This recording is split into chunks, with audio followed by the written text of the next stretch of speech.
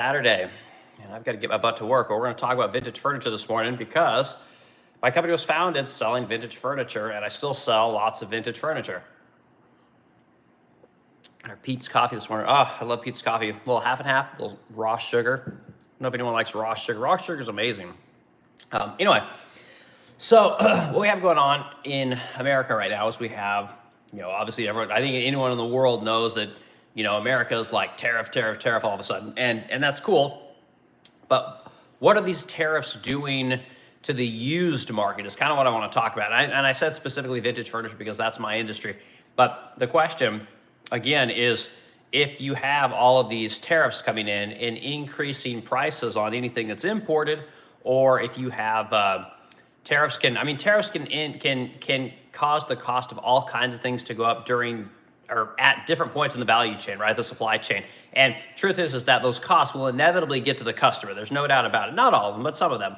So what's that going to do for used furniture? Okay, so if you are, in my case, I'm a furniture maker, right? We make furniture. My name's Eric Wilk. I own the Resplendent Crow here in St. Louis, Missouri. I keep saying it. We have like 7 employees. We do, low 7 figures. We move about 500 pieces a year. During COVID, I was doing 2,500.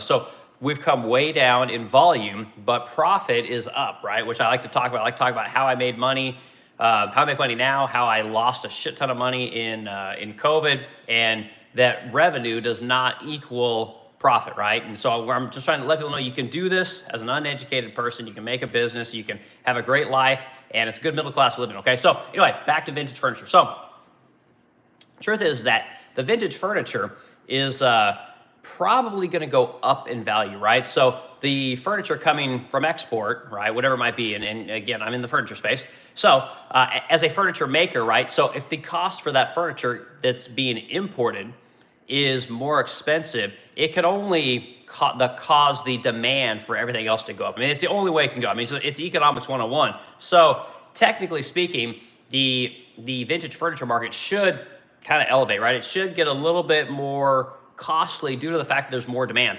So as someone who, again, makes a ton of furniture, but also sells a ton of vintage furniture, it's going to be good for me as a furniture maker and as a reseller of furniture or furniture flipper, right? A lot of people are in this furniture flipping game. And truth is that I think that with the tariffs coming in, if they in fact they do come in, like truth is like none of these tariffs have actually hit. Like no one wants to talk about that yet, but there's all this talk about the threat of tariffs. None of them have actually hit yet. But anyway, when they will, there's no doubt about it. But the truth is that the only thing that can do for the demand on the vintage side of furniture is elevate the price, right? So I think that's what's getting ready to happen if these tariffs take hold. So I fully expect that the cost of my vintage furniture will grow, okay? So what am I seeing, okay? I have Facebook Marketplace pulled up here on my computer all the time, right? So if I turn this thing around here, you can kind of see, I've got a couple different monitors here. And this is kind of what I do in the morning. I search Facebook for vintage furniture. I'm always looking for specific kinds of furniture that I know we can sell. My wife sometimes wants me to look for shit in the morning, and that's just kind of what I do. The other things I showed you guys on my monitor, I make lots of videos. I've got a ton of videos coming out for everyone on making furniture, right? On building furniture. That's how I started this channel. Somehow I got onto talking about the business side of things. But anyway, point is I got more videos about making stuff. So that's coming out. I'm talking about repairing lacquer. If you paint furniture, I've got videos on how to repair all that stuff. And right now I'm doing one on repairing this faux bamboo desk. So got people coming in. Great, got Cindy here, and you got, I don't know, good morning, everyone. I know it's early. I'm an early riser. But, we're talking about tariffs today. We're talking about what that's going to do for the furniture market. If you're a furniture flipper, this is going to be, it's going to be a good thing for you. Yes, there's going to be potentially less money for people to spend, but there's going to be less people looking to buy stuff on Amazon. There's going to be less people looking to buy stuff on various websites like Pottery Barn, Crate and Barrel, Williams Sonoma, all this kind of thing, and people are going to get a little bit more thrifty, which is a good thing. There's nothing wrong with being thrifty, and I see this all the time. I get people that really want to buy one of my $7,500 dressers, but it's just a little bit out of their price range. They're more than happy to look at buying the same dresser that's a little bit smaller and is vintage, that's basically half the price. And that's what they'll buy. And they're fine. And the thing is if you give them a good experience once they purchase from you at that lower price point, they will come back to you for the higher price point, right? They will come back to you for the halo piece of furniture that they really wanted because you gave them a good experience. So with tariffs, there's opportunities to make sales in other ways, and I hope this kind of comes across to people. This is going to be a good thing. So we'll talk more about Facebook Marketplace and purchasing vintage furniture. Look at our comments. I woke up 6 a.m. Yeah, good. Yeah, it's time to go, man. It's time to get some coffee and get a move on. Hey, the lamp is cool. Yeah, I always show people the leg lamp. You know, it's kind of, I guess it's kind of what this stream in the morning is going to be kind of known for. Yeah, my mother got me that a couple years back, and anyway, we love buying each other goofy stuff from movies, and it's kind of fun. I've got a cardboard cutout of my mother, which is freaking hilarious. It's like 6 feet tall, and anyway, we buy each other goofy stuff. It's kind of fun. All right, let's look at our comments again. Got Paul Cante coming in. I liked you in Breaking Bad. Yeah, right on, man. I guess I would be. Would I be Heisenberg maybe? Yeah, I guess I'd be maybe Heisenberg. My wife loves that show, man. I love Breaking Bad too. But I'm more of a Dexter guy. I like the psycho killer thing as opposed to the drug dealing school teacher or whatever he was. But anyway, yeah. So hit the like, guys. Add to the comments. I really appreciate it. We'll go through the comments. We'll talk about vintage furniture. We'll talk about flipping furniture. We'll talk about the vintage furniture market, and we'll talk about this from the standpoint of someone who is in this industry. The Resplendent Crow, my company, is known for selling high-end furniture, for making high-end furniture, and we started this company selling lacquered furniture. Well, and the reason our product is successful, or was successful and is successful, is not only because we had a great coating, right? The lacquer, the high gloss lacquer coating, we were one of the first people to really kind of popularize it. That was one thing. But the thing that actually did it was we learned the shipping side. And not enough people know this, not enough people talk about it. Most people use a company like UShip, which is fine, it's fantastic. But ultimately, if you want to get successful in the furniture game, you have to deliver a top tier experience every step of the way. And you have to be able to do it whether you live in, Bentonville, Arkansas, or you live in, the Adirondack Mountains of New York. It doesn't matter where you live. You have to be able to deliver to everywhere in America with a very high level of professionalism. And that's the thing that really got us to where we are. And again, a lot of people don't understand that, but we're not gonna talk about that on this stream. We're talking about vintage furniture. Sorry, more comments. What about eBay? Yeah, we'll talk about eBay. Okay, eBay is a good one. I'll tell you guys my experience in dealing with eBay. I'll talk about First Dibs. I'll talk about Cherish. I'll talk about Etsy. I'll talk about, hell, I'll even talk about Pinterest if you want. Just throw it in the comments and we'll go over all of these websites, okay? And since I don't know, start with eBay, we'll go ahead and we'll instead of Facebook Marketplace, we'll jump on eBay. So the thing about eBay is you got different kinds of buyers and different kinds of sellers on every platform. And yes, there's lots of people cross shop, but less people cross shop than you would think, okay? So when I always start my search on Facebook Marketplace because it's the easiest place to look, to be quite honest with you. People are constantly putting stuff on there. They're constantly turning over. There's a lot of churn on Facebook Marketplace. I believe that it's probably the most active and most live marketplace in America today, right? So that's the place that I always start. But Facebook is the place that I go when I really need something because the people that sell on Facebook understand the market, okay? So the person on Facebook is wanting to sell something quickly. They will discount. They're very flexible, right? The seller on eBay, as it pertains to furniture, is very inflexible, right? They know that they're putting that piece on Facebook, or they're putting that piece on eBay, not because they want to turn over a lot of pieces, right? They're putting that piece on eBay because they're waiting for the right seller, right? So odds are these people also list stuff on Facebook Marketplace, but they're more their marquee type stuff, the rare stuff. Those people are going to put that furniture on eBay waiting for the right buyer, right? And what they're waiting for is they're waiting for a buyer like me, right? I'm a reseller. I sell, 500 pieces a year. They know that I'm going to need furniture, right? And when I need something, I need it right away, right? I'm not on Facebook Marketplace looking for a piece of furniture I need right now. I go to eBay when I need something right now. I pay the price. I know it's going to be available, and the transaction is going to be super smooth. Most people that are on eBay have to take some kind of electronic payment, and they have a set of standards on eBay that you don't have on Facebook Marketplace. On Facebook Marketplace, you get a lot of people, they only want cash, they'll only do Venmo. I even get people that won't even, they're on the internet, but they won't text. They'll only do telephone calls. I get people that want checks. You just get all kinds of transactions on Facebook. It's a very different marketplace than eBay.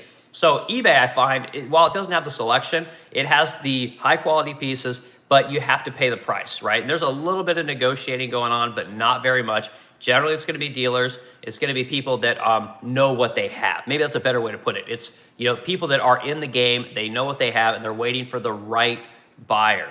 You know, as opposed to Facebook Marketplace, which is it's a smorgasbord. You got everything on Facebook. So I hope that kind of answers your question about that. But so the pricing, I don't see the pricing moving at all on eBay because, again, different kind of seller on eBay as opposed to something like a Facebook Marketplace. Okay, so all right, see what we're talking. What about eBay? We got who's this? Is it Ben Day? Ben Day, 419.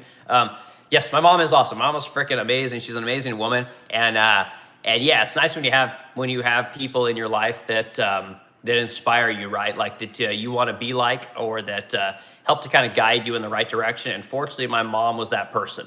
And I had a great dad, I had a good stepdad, on all those kind of, they were all fine. But yeah, mom has always been the one that, you know, it's the reason I don't have tattoos and I don't do drugs and things like that, because my mom would effing kill me, right? I mean, she would beat my ass. And I'm 45 years old, I'm still terrified of my mother. And that's a good thing.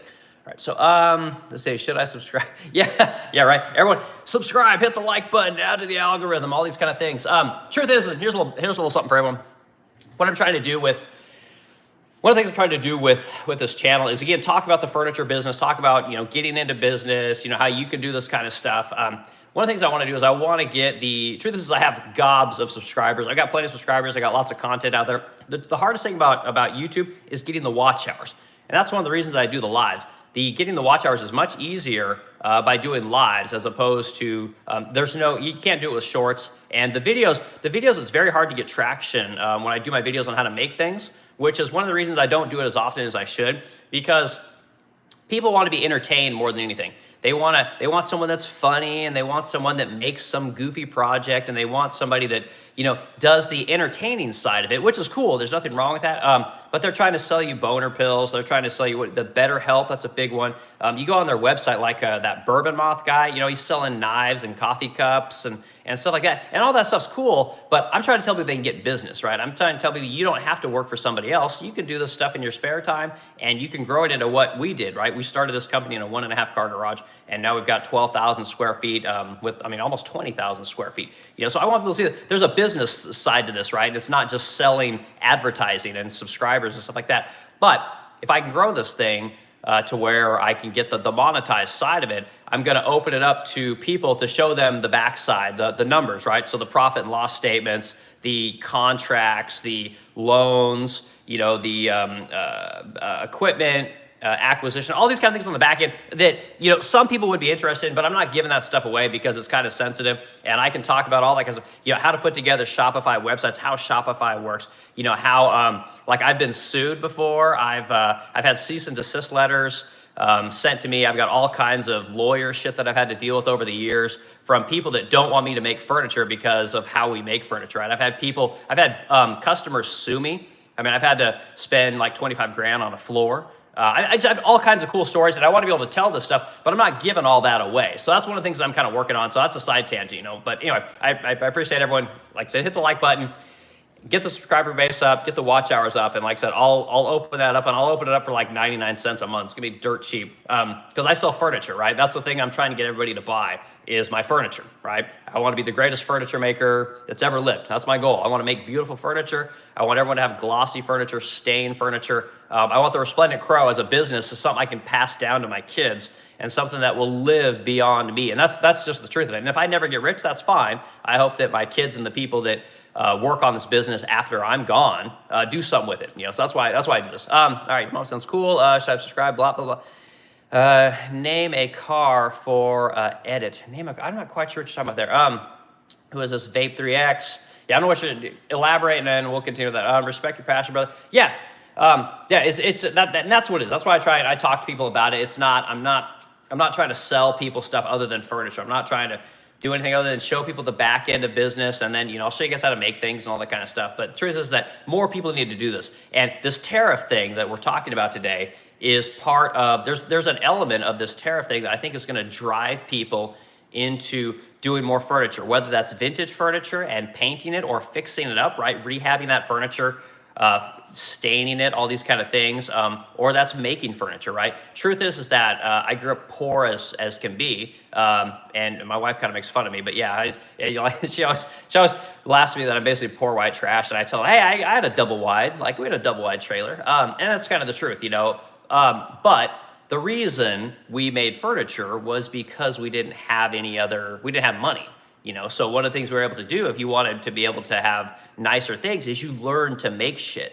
And that's one of the things I think having a recession or massive tariffs, making things more expensive, causes people to spend less money on superfluous stuff and gets you to think more about things you're doing closer to home, whether that's making furniture, whether that's, making hats. Maybe you like to be a seamstress. You want to make, cushions for couches, whatever it might be. I think that's what's going to happen is like things are going to get a little bit harder and more people are going to do stuff closer to home, which I think is a good thing. And I know there's people that don't have garages and don't have space, and I can't talk to everybody, but I'm speaking to people that do have that stuff because that's what we did. When you can't afford things, you find other things to do, and those things end up being stuff that can become a business. So anyway, that's my little pie in the sky kind of thing.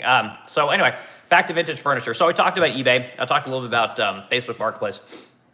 The truth is that, again, as these tariffs come in, it will drive more demand onto used products, whatever it might be, whether it's cars, furniture, clothing, it doesn't matter. Houses. I think what you guys are seeing in the housing market right now is kind of an example of what's getting ready to happen with a lot of other things, is houses are coming down in price, and it's super slow. I get it. It's not the fastest thing because interest rates are still really elevated, right? So if people want to sell a home, truth is that they can't ask what they were asking for during COVID. So they have to lower the price to offset the higher loan.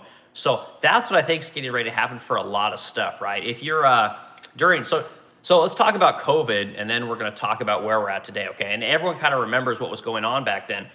Truth is that people were charging an arm and a leg for everything. Everything. It didn't matter what it was, I like comic books. I collect comic books. Comic books that were selling for $10 before COVID were selling for $100 during COVID, and all kinds of stuff.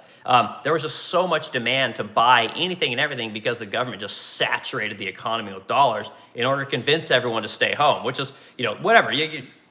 We're not talking about COVID, whether you believed in it or not, it doesn't matter. That's just the fact of what happened. So what's getting ready to happen in the furniture market is as we put the squeeze on really cheap stuff coming in from other countries and cheap inputs into the things that we make here in America, it's going to really increase the demand on used stuff. And I see this in cars right now. It's going to put the squeeze on automobiles and furniture and all kinds of things, and it's going to make people go into cheaper goods, which is going to be furniture, right? So if you want to get into the furniture game, I think now is a fantastic time. Like, buy that stuff up if you can. You find a really good deal, like, buy it. Find that furniture and then add value to it, right? And you have to do something with that furniture that is going to make a person see where it was and then see where it is, right? Where you took it, and see that you added value to it, and they'll pay you for it. They really will. And there's a lot of people right now that even though the housing market's kind of stagnant, I get people buying furniture all the time, constantly, and it's there's a lot of opportunity out there right now in this kind of depressed market. So if things do start to open up, and the minute they do, it's going to boom, right? So if you do the work now of spending, $100 on a dresser, learning how to paint, learning how to do the prep work, learning how to stain, mix stains and all these kind of things, maybe shoot a little bit of clear coat or learn to spray with water-based paint, whatever it might be. If you do that now, as this housing market slowly starts to unthaw, which I think that it will, you're going to be positioned great to make a ton of money and potentially get away from that job that you're doing 8 hours a day, and then get to do the thing that you want to do when you get off work, which is working on furniture, whatever aspect of furniture it might be, or whatever it is that you're into. Okay, so all right, more comments coming in. Like, everyone hit the like button, add to the comments. I appreciate it. I'm going to go through the comments, and we'll address any questions anyone has. We'll go through everything, but like I said, all I ask is that you subscribe, add to the comments. Let me know what you do. Let me know where you're at. And again, my name is Eric. Welcome. Oh, there's Splendid Crow. I do these lives fairly regularly. I don't schedule them often enough. I need to do better about scheduling them, and I will. But I own the Respondent Crow here in St. Louis, Missouri. We manufacture high-end furniture. We also high gloss lacquer furniture. My wife kind of popularized the high gloss lacquer look, and it really helped us to get into this furniture game early on and popularize this and grow it into what we have now, which is about 12,000 square feet, 7 employees, and doing about maybe 500 pieces a year, something like that. So I'm talking about it as someone who does this stuff, right? So I'm not trying to sell you courses. I'm not trying to sell you advertising. I'm not trying to sell you boner pills and all the other shit that you're seeing, VPNs and all this kind of stuff. We're just talking about furniture. And go on to resplendentcrow.com, look at the furniture I sell, see that I know what I'm talking about. And you can go on the modernwoodrunner.com. The website's, it needs a lot of work, but I'll get there. It takes time. So anyway, all right, we'll go through the comments real quick, and then we're going to go ahead and keep talking about vintage. Talking about vintage furniture and tariffs today. We're talking about is now a good time to get into the furniture game? What's going to happen to furniture? What do we need to look for? Where do we find this furniture? And I talked a little bit about COVID, right? I talked about where we were versus where we are today. Truth is, furniture prices have come way down, right? That's the gist of it, okay? All right, go through comments. All right, Mom sounds cool. Name the car. This was Vape 3X. I respect your passion. Yeah, I talked to you. Is that LeChoco? LeChoco? You know, good to meet you. Good morning, everyone. I appreciate everyone coming here this morning. All right, respect the passion, blah, blah, blah, blah. Direct customer business would be a nightmare. Okay, so let's talk about that. So direct to customer business, right? Where you're the person, I'm assuming, tell me if I'm wrong, and this is Minjim. Okay, cool, yeah, okay, you've been on here before. Thanks for coming back, man, I appreciate it. I appreciate anyone that comes back and wants to have a conversation and talk about these kind of things, because I'm always learning. Truth is, I'm an idiot. I will admit it. I literally never graduated high school. I got out of high school as quickly as I could, and I just went to work. I could not sit there and watch somebody talk to me. I'm just not wired for it, and I'm sure there's a lot of other people on the stream and a lot of other people in the world that aren't wired like that. But anyway, that's a side note. Okay, so direct to customer business would be a nightmare, okay? So I disagree. If we're talking about the same thing, okay? So basically what you're saying is that a customer comes to your establishment, whatever way, it could be in person, it could also be on the internet, it could be over the telephone, whatever, and directly buys from you, the proprietor, right? The person that either owns or operates the business.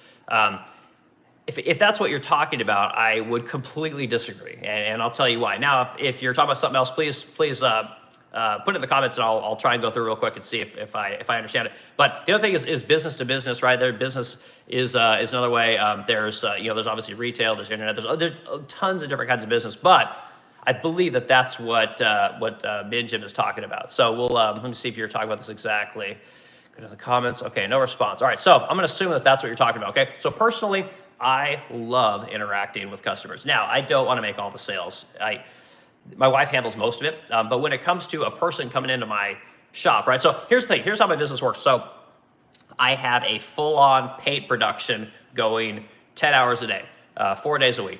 I also have a full wood shop going right next door, like in the same building, like separated by a wall, not like a ton of space, not like right there. Full wood shop going as well, 10 hours a day, 4 days a week. And these two operations can operate together fine because lacquer dries immediately. Dust is not a problem when you are spraying lacquer, okay? So there's a tip for everybody. Don't worry about making dust. It's not gonna hurt you one bit. I also have a showroom in my building that I kind of converted to half-ass showroom. I've had people literally walk into my shop and my showroom's right there, but then they hear the noise, they smell the paint, and they literally turn around and they walk right back out. So most people don't do that, but it's happened many times. And truth is that when people walk into my shop, I've got, 20 by 20 foot room that's just furniture. It's all painted, and it's also my final assembly area where we assemble everything. So when customers walk in, I get to show them what I've done, And here's the thing is, I am super proud of my business, right? I am super proud of the building that I have. I'm super proud of all the furniture that we've made and painted. And so when a customer walks in and I have the opportunity to sell them, it is one of the greatest joys that I get.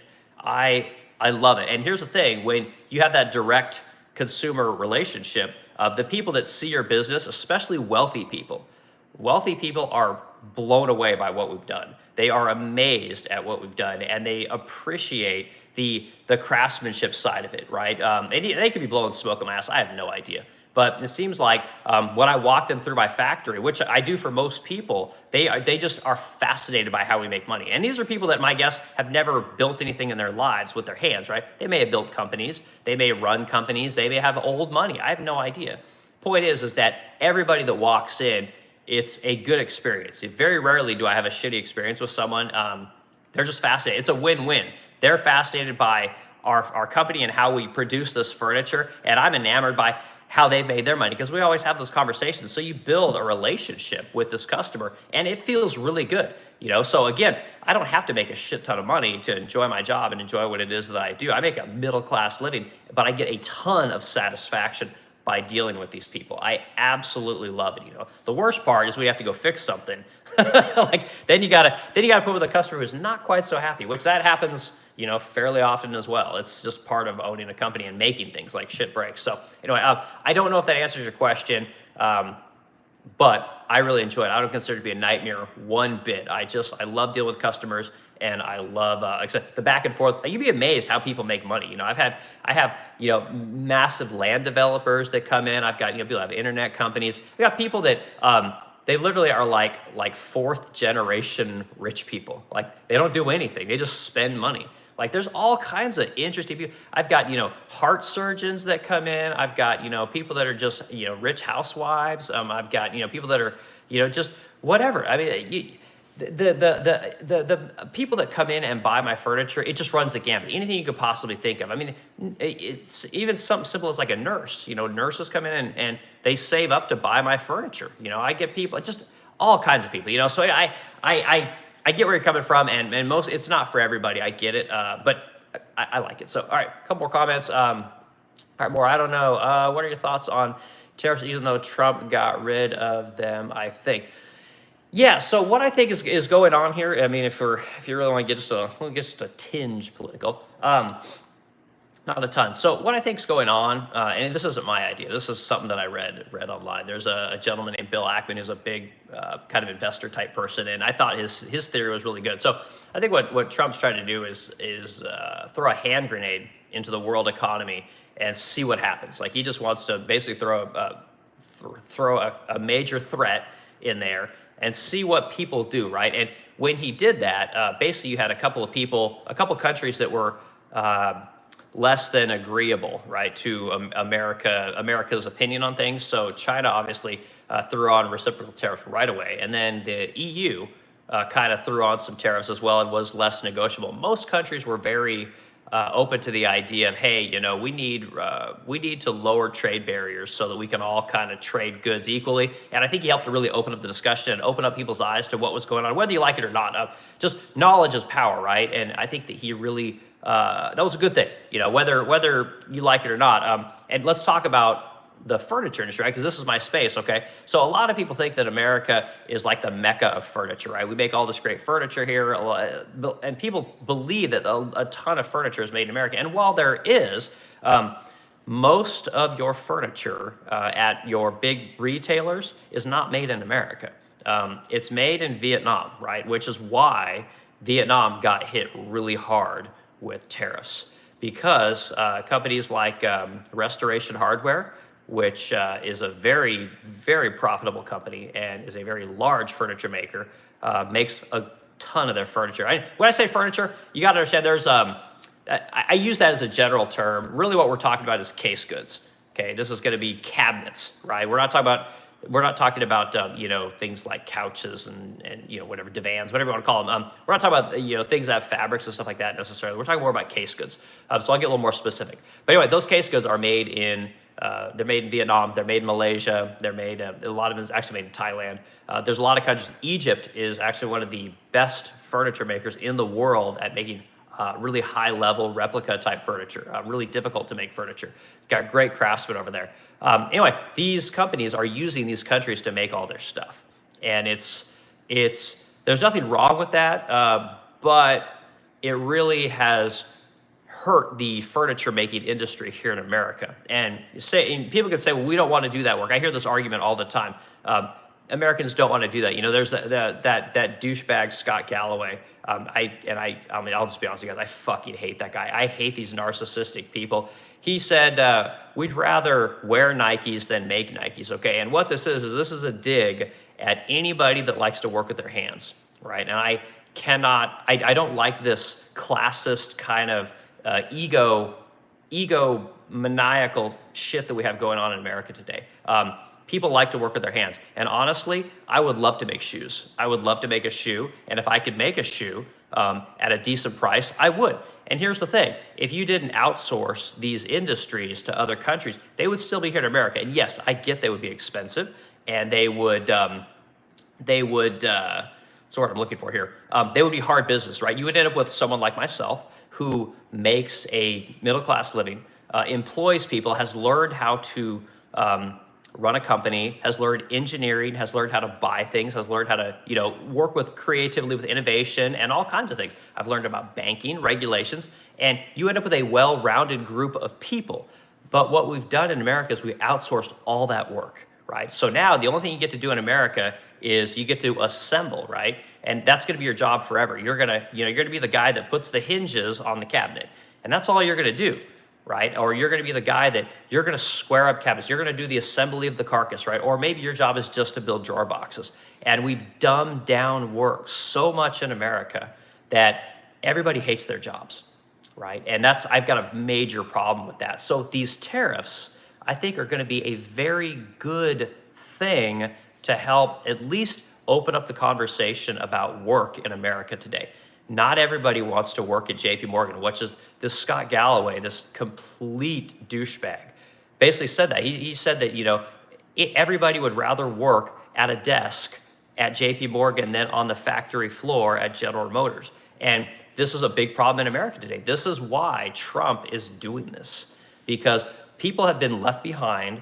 People that just want to start a small business in their garage and make a nice middle-class living have been told, no, you can't do that anymore. You have to go to work for somebody else because we're going to regulate everything you want to do in your garage. We're not going to allow you to do it.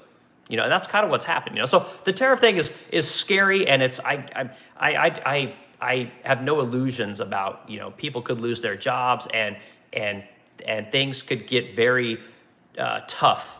I mean, tough's the word I would put it. Like, yeah, people could lose their jobs. We could go into a mild recession. Like, I get all of a sudden. I think we're in a recession already, but anyway, truth is that it's going to be a scary thing. So let's see here. I'm going to read your question one more time. What are your thoughts on tariffs, even though Trump got rid of them? Yeah, and that's the thing. Like, right, these tariffs. That's why I said at the beginning of this discussion, the tariffs.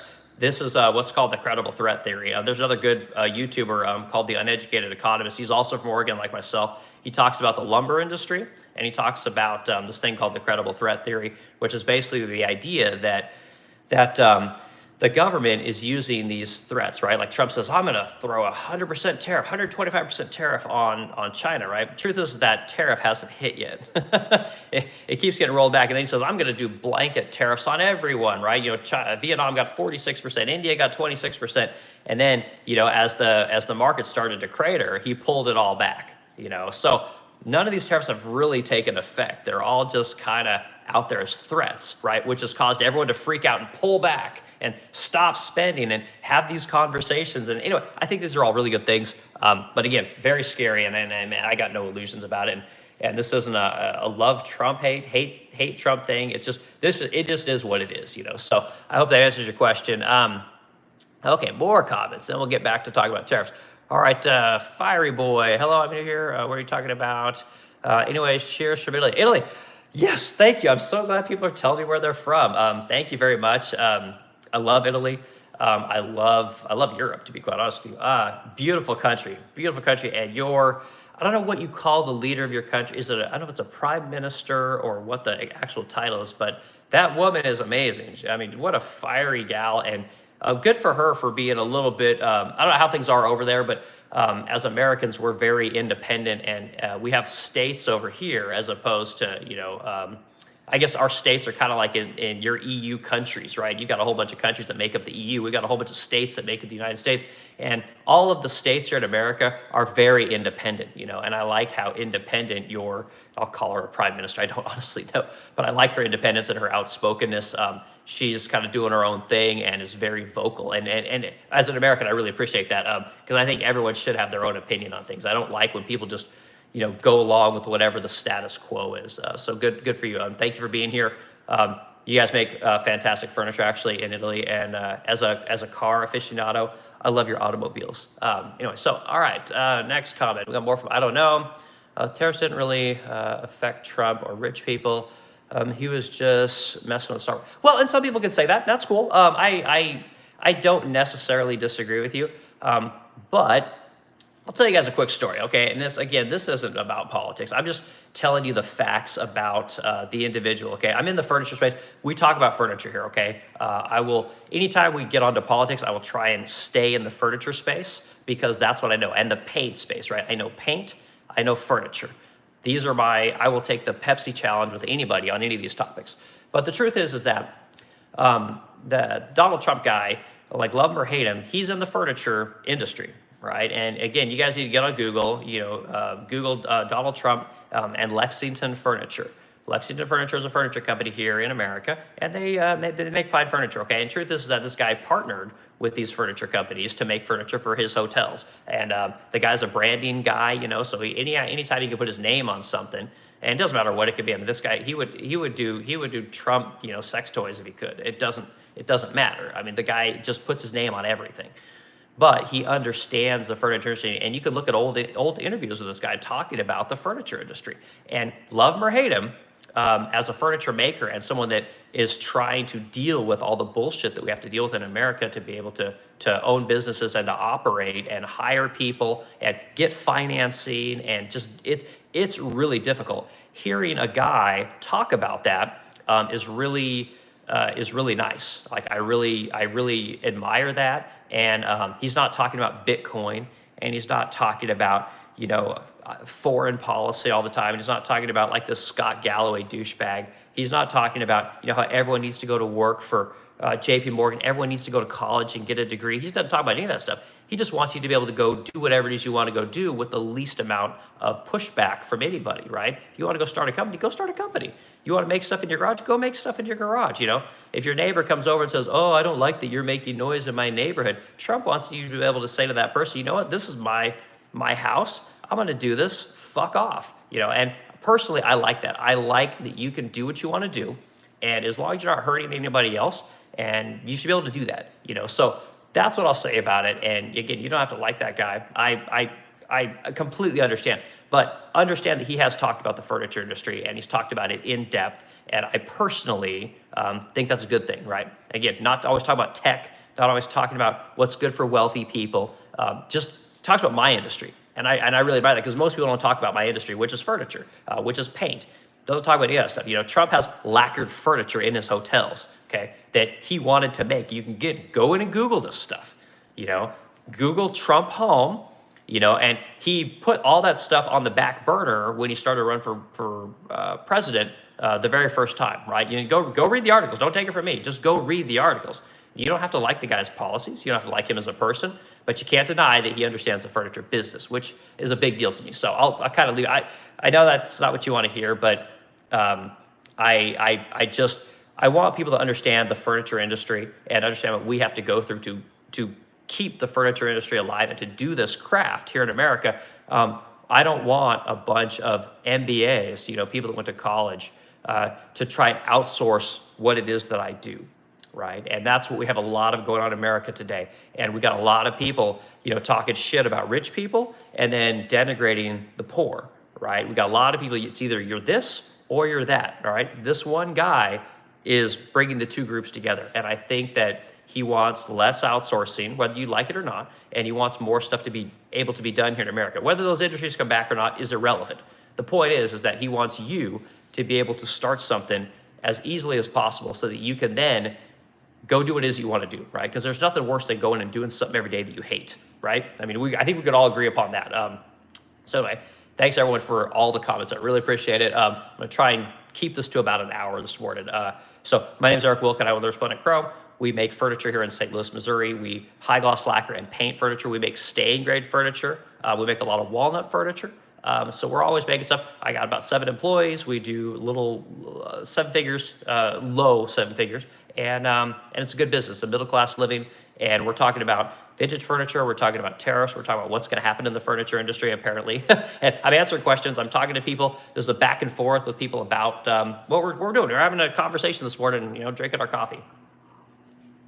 All right, more comments. All right, rich people are getting more rich. Yeah, you're right. You're 100% right.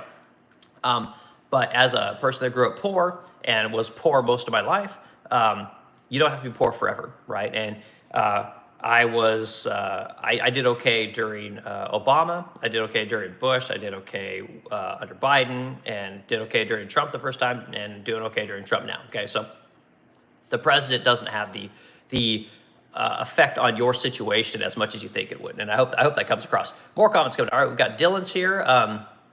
Dylan, thanks for coming in this morning. Reading your comment. Can I buy a bike without the seat? Yeah, yes, you absolutely can, and enjoy yourself. Let me know how it works out for you. Okay, okay, all right, more interesting. I always wonder how people come into these comments and they just kind of post weird stuff, and it's interesting. I can't figure out. I would never want to waste my time doing that. I don't understand it, but I appreciate everyone being here. As long as you subscribe and add to the conversation, you got my respect. So, Seymour Butts, yeah, I love the name. There's some great names out there. IP Freely, I remember that was a big one. All right, Buddy Bob Studios, I like your name. Yes, thank you. Buddy Bob Studios, I appreciate that. The Leg Lamp, everyone loves A Christmas Story, right? It's a great movie. And yeah, I love it. It sits on here. I'll show you guys the console table. So here's, you see how I got all my freaking USBs, but this is a Greek key console table. And I build these as part of my Athens line of furniture. And I make a lot of Athens furniture. And we've got, dressers, credenzas, china cabinets, nightstands, this console table back here. So there's a nice grouping of furniture that goes in that collection. It's really cool. You should Google it. It's on theresplendentcrow.com. Okay, can I return your lamp? Okay, blah, blah, blah. Dylan, thanks, Dylan. I appreciate it. See, let's get more of this. All right, we got Bradley Kennedy here. How do you start your business? Okay, it's a good question. How did I start my business? Okay, so truth is make this as quick as possible. Okay, truth is that starting my business is a long conversation. So I started my very first business when I was 22 years old. I bought my first home in Wichita, Kansas. And I was doing it out of my garage, and the internet was coming into vogue. And I started, I was into reef aquariums, like saltwater fish and stuff like that. And I made a cabinet for my aquarium, right? And somebody saw it on a website called, oh God, I want to say it was reefs.com, if I remember correctly. Anyway, they saw that and they wanted me to make something for them. And then it turned into this thing where I was like, oh, I can do this, right? So then I started building a cabinet for this person over the internet, and I would send them pictures of kind of updates. Well, as I was doing that, other people wanted furniture as well. So I ended up making a aquarium cabinet for a doctor in Omaha, Nebraska. Drove over there, delivered that thing. It was fine. At a local company in Wichita, Kansas that was selling saltwater aquariums and fish and all that kind of stuff. And they asked if I would be interested in making cabinets for their business that they could sell in their store. And that's where I started learning about marketing. And the truth is that never happened. The conversation was had, and I made a bunch of cabinets for their aquariums in their shop, or in their little fish store. But I never ended up selling my own, right? Because I didn't know about marketing. I didn't know how to put together the material, stack all the product lines. I didn't know how to do any of that. So that business ended up failing, right? So fast forward another, 7 or 8 years, I was in Savannah, Georgia, where I moved to, and I got another opportunity to start another business, and I did that, Wilk and Woodcraft, and that turned into doing kitchens and bathrooms and just all kinds of general contractor type stuff. And I started making lots of furniture, right? And same thing, business failed. I did not know how to manage my cash flow because I did not understand advertising. Business failed. I ran out of money. Okay, fast forward to today. I moved up to St. Louis, Missouri with a company called Gulfstream, a private jet company. And anyway, was doing that. And then I met my wife, my girlfriend at the time. And believe it or not, she was a painter. She put on a dating website, she had a half-face respirator on her dating profile. I was just like, holy shit, I got to meet this chick. Anyway, she was painting furniture in her garage. She just moved out of her garage, got into a building, and the city came in and shut her down, right? So then she's dating me, she's visiting me at night because she's shut down. She can't work during the day, right? So she would go to work for a little bit, come visit me, late at night, and then and go back to work. And it turned into where she was having things made for her furniture, vintage furniture that she was painting, and I had an opinion on all of it. And finally, she's like, "Well, hey, you can make something better. You can shut up." And I started making things. Then before you know it, we started making cabinets. And I got a job in Park Avenue, New York, and I had to build a shoe cabinet, a very custom shoe cabinet, metal, brass, wood, all that kind of stuff. And it turned into the first thing where we're like, "Oh, maybe I need to quit my job." Well, fast forward to I made a credenza, which became the best-selling piece of furniture I ever had. Started making a couple of those, and I was finally like, well, I don't have enough time to do the aviation thing and the woodworking thing, so I quit the aviation job and just took the leap, and I've been doing it ever since, right? And that was, I don't know, 8 years ago, I think. So anyway, that's how I started this business. And so my wife technically started it, and we grew it into what we do now, which is we started painting vintage furniture, not making anything, and now we make almost everything, and we paint. 25% is vintage furniture. We also sell a lot of hardware. We design and manufacture our own hardware, brass hardware, and so there's another product line. So that's kind of, I'm sorry that's a little bit long, guys, but that's how I started this business and how we kind of grew it into what it is today. But you have to understand the marketing, you have to understand the advertising side. It's very important, which is why I preach it all the time. Woodworking is important, and it's important to be a good craftsperson, but none of that matters if you can't sell anything, okay? So I hope that answers your question there. I'm sorry, I know it's kind of long. And I'll go through some more comments here in a second. I want to talk a little bit more about vintage furniture and kind of what we're talking about real quick, and then we'll jump back into the comments. And again, I appreciate all the conversations and add to the discussion. Hit the like button, hit the subscribe button. Tell your friends. Every Friday I do a What's in the Shop, and I know I need to get better about the time, but I do it every Friday. I try and do it around between 9, 10, 11 o'clock, something like that. And then on Sunday, I take a piece of furniture to the shop and we talk about it, and I just kind of go over the design and what works, what doesn't. It could be new furniture, it could be vintage furniture, and that's what we do. I'll add more things to the schedule as I learn how to do this thing. If people have ideas and they know more about this than I do, please let me know. I would appreciate any help I can get, because truth is I'm just kind of winging it here. So, all right. So the vintage furniture thing is tariffs, I think, are going to increase the price of vintage furniture, especially if these tariffs grab hold, right? Anytime a country like China, the tariff, anytime the cost of goods from another country coming into America increases, especially I think it's something like 145%. If that really happens, the stuff coming into America is going to be cut off. I mean, the thing is that the importers will bring in that first batch, but when they get that import bill, right? And this is kind of how it works. I don't think people understand how the whole import thing works. Basically, when you buy a good from another country, the good is you're not paying, how do I say this? When the good comes in, you're paying a duty on it, okay? So if you buy, like I buy a piece of furniture, right? We buy a credenza. You bring that credenza in, right? It's probably flat packed, but whatever.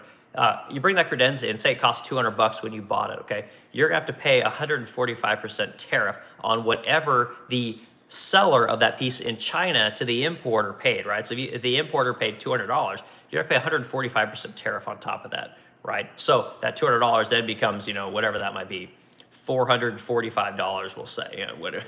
I know it's probably more than $485, whatever that might be, okay?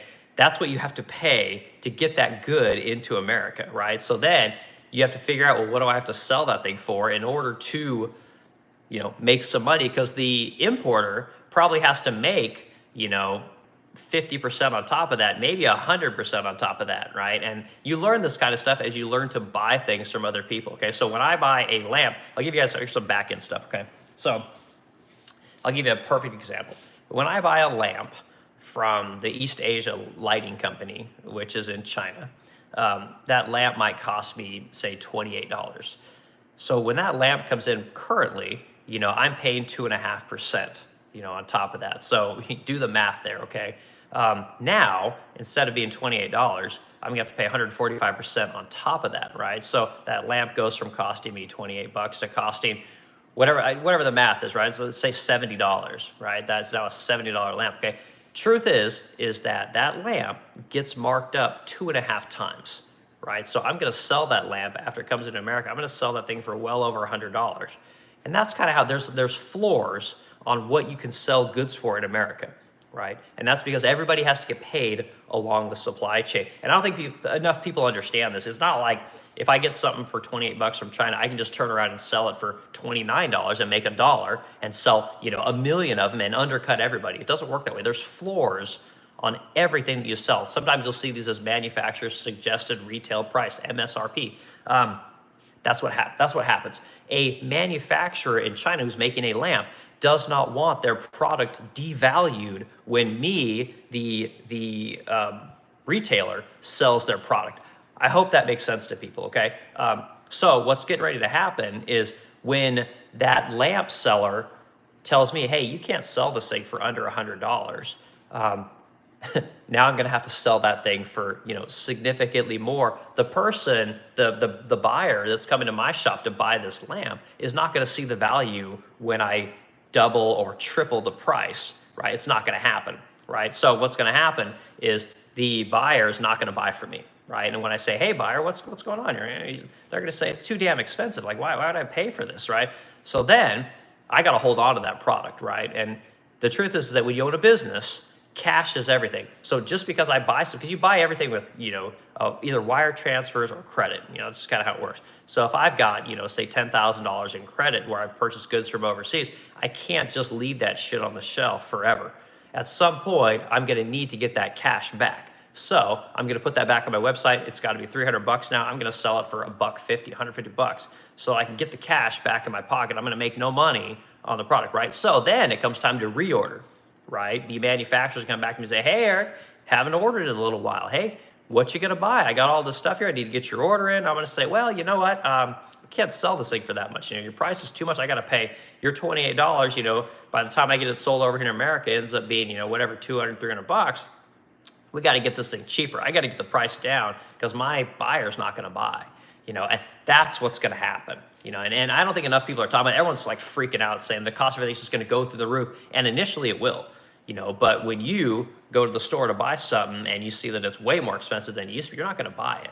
And me as a retailer who needs to make money selling stuff, if I can't sell you anything, I make no money, right? Which means I go out of business. So I go back to my vendor and I say, hey, vendor, this shit ain't working. We got to figure something out. And that's what'll happen, right? So the cost of their stuff is actually going to come down, which is going to be good for everybody, right? So if it comes into America, we're going to pay a really high tariff.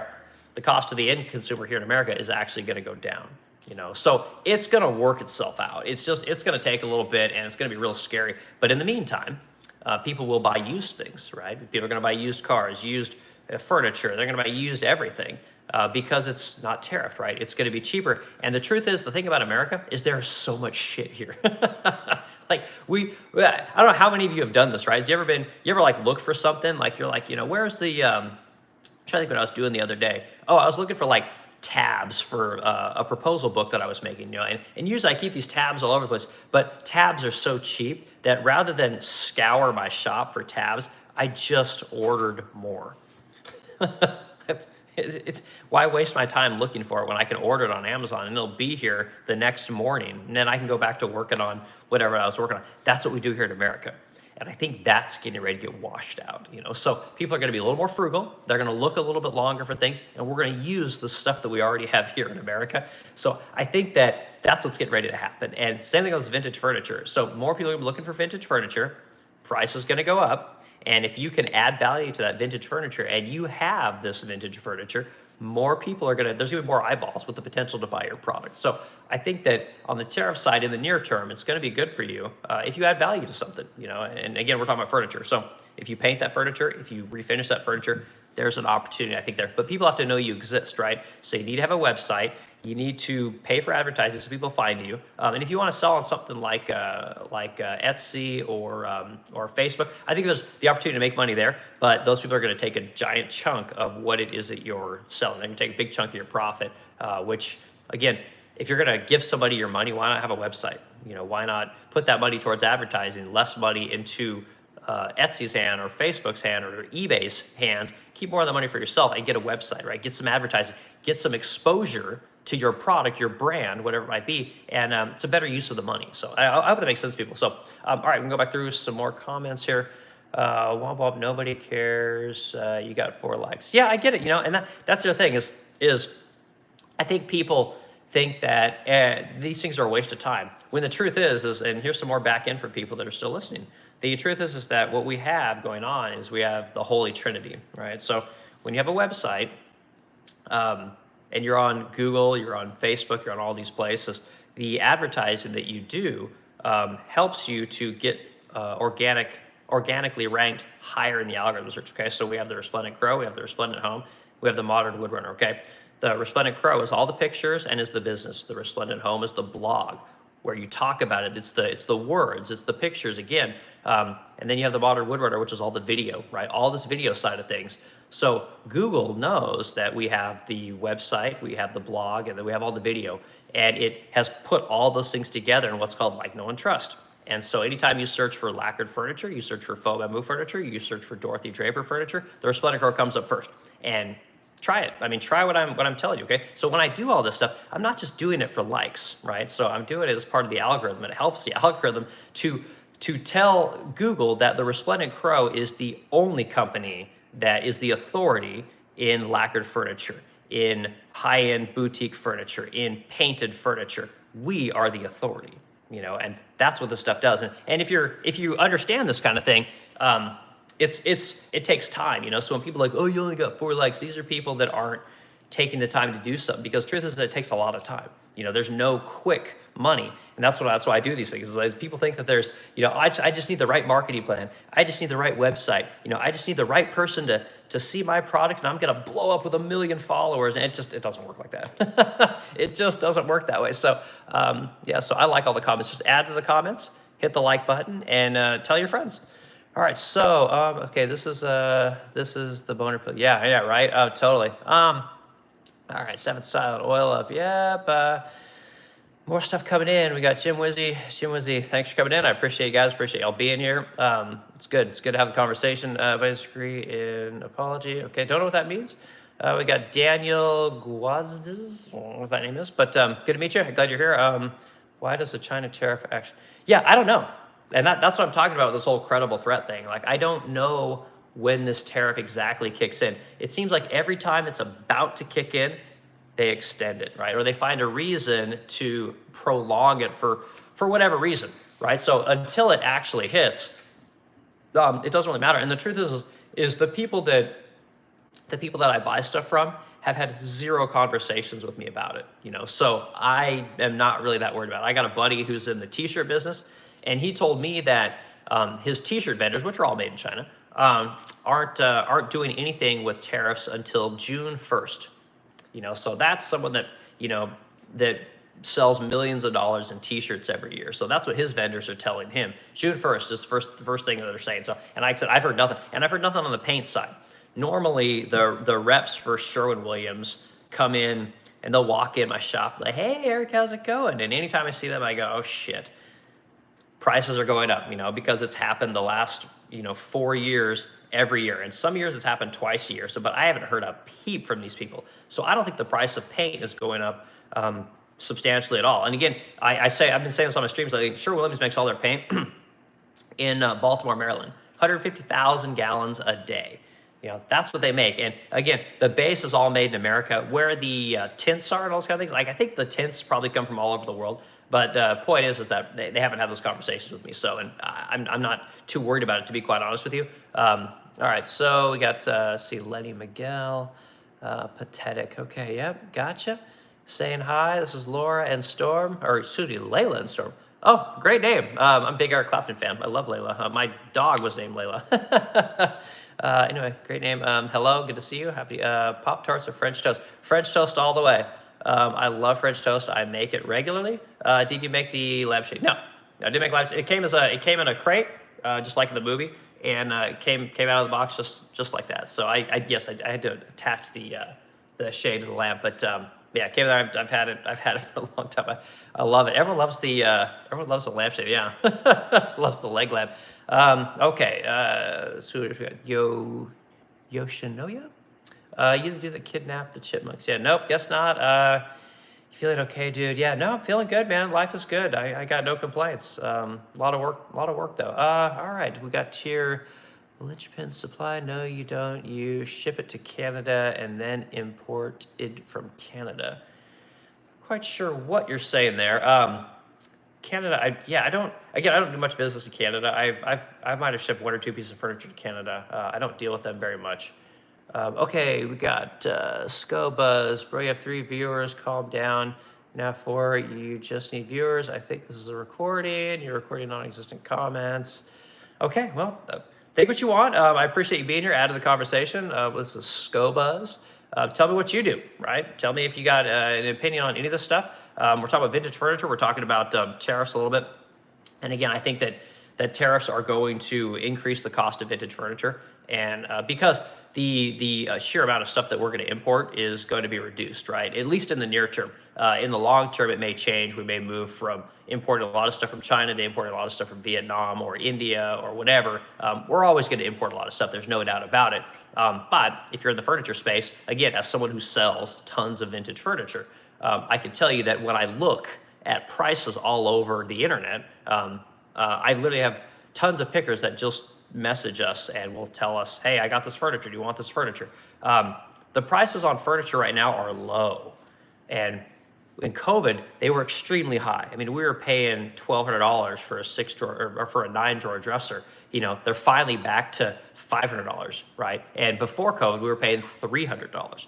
You know, so the prices are coming down. And if you listen to anybody that talks about industry in general, listen to that uneducated economist guy. He talks about the lumber industry. The lumber prices are way down. You know, so clearly, elevated interest rates and the slowing of the economy, coupled that with what we have going on, then the threat of tariffs is causing people to pull back. Prices of things are going down, and people say, "Oh, housing's not going." The cost of houses are coming down. Everything is coming down, which is exactly what needs to happen. And the tariffs are going to be the cherry on top of it all to get prices back to where they need to be. But in the short term, I think we will see the cost of used products in general, whatever your used product is, I think is going to start to go up, especially these tariffs kick in, because it's going to scare people. So if you're in this game, there's an opportunity, I think, to get some furniture and get it in your garage, learn how to, fix that furniture, learn how to paint furniture, learn how to add value to that thing, and then you can potentially sell to people. I think that's a good business. I really do. It's been good to us, and it's not always easy, but it's good. So, Marshall, okay, we live. Read mine, okay, fake. Yeah, okay, well, again, go on theresplendentcrow.com. You'll see that I'm selling furniture. I'm not trying to sell you courses. I'm not trying to sell you the idea of being a business owner or a furniture maker. I'm not trying to sell you any of that stuff. It's just furniture, so you can buy it, we'll ship it to your door, and you can thank me. So, okay, we're at, I made it to an hour, so that's good. I'm probably going to get off here. I appreciate everyone hanging out this morning, and I know that it's Saturday, and I've got to go to work. I've got more to do. I'll do videos tomorrow on a piece of furniture. I'll probably talk about a Greek key china cabinet tomorrow. That's kind of what I'm working on. So I think that's what we'll talk about. Now I've got the rest of the Greek key line in my shop as well, which I'm happy to show people. And talk about making a line of furniture. We'll talk about how that's done, why making a line of furniture is good, why you have to name your furniture. These kind of things, and there's all these little tips and tricks you can get to get more people to see your furniture, to understand your furniture, and talk about your furniture. So anyway, I hope everyone has a great day, and we'll do this again probably on Sunday.